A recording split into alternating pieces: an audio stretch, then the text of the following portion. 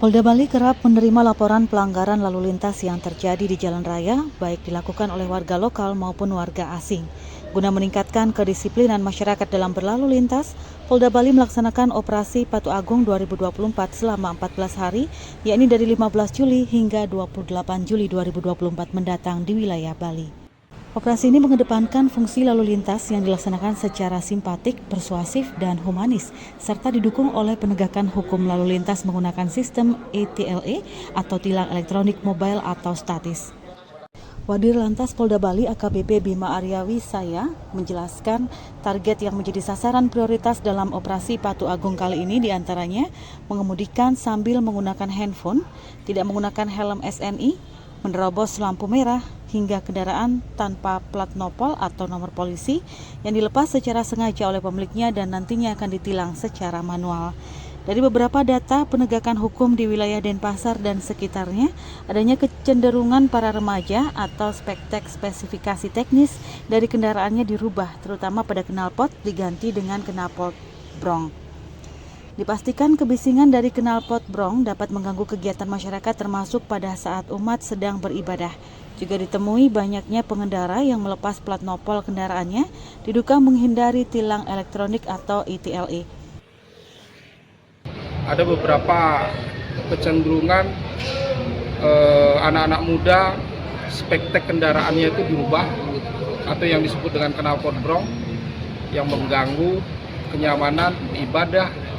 Ada ibadah di pura terganggu, ibadah di masjid terganggu gara-gara knalpot brong. Termasuk juga plat yang dilepas.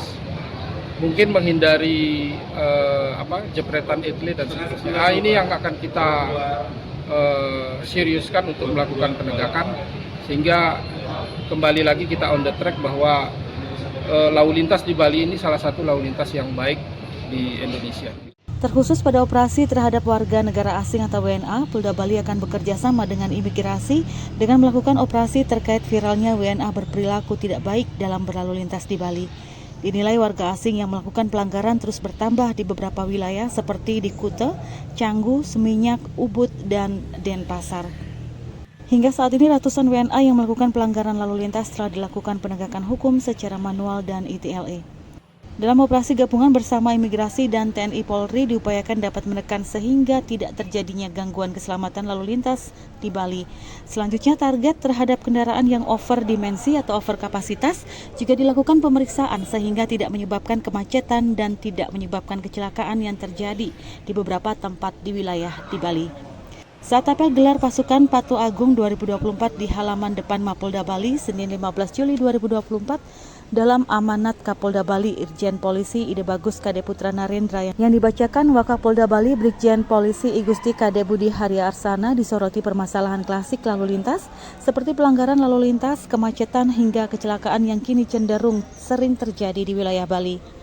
Terdata sepanjang tahun 2023 telah terjadi 7.466 kali kecelakaan lalu lintas atau laka lantas mengakibatkan korban meninggal dunia sebanyak 655 orang, di mana angka ini mengalami peningkatan cukup signifikan, yakni hampir 2 kali lipat dari jumlah angka laka lantas yang terjadi pada tahun 2022 sebanyak 3.692 kejadian mengakibatkan korban jiwa sebanyak 508 orang.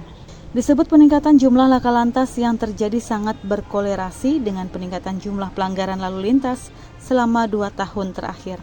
Selama tahun 2023 terjadi 1.777.425 pelanggaran, di mana jumlah ini meningkat sebesar 22% dari jumlah pelanggaran tahun 2022, sebanyak 144.841 pelanggaran yang disebabkan oleh beberapa faktor. Salah satunya faktor manusia dan dipandang menjadi penyebab terbesar terjadinya laka lantas. Kabar Bali Hits mengabarkan.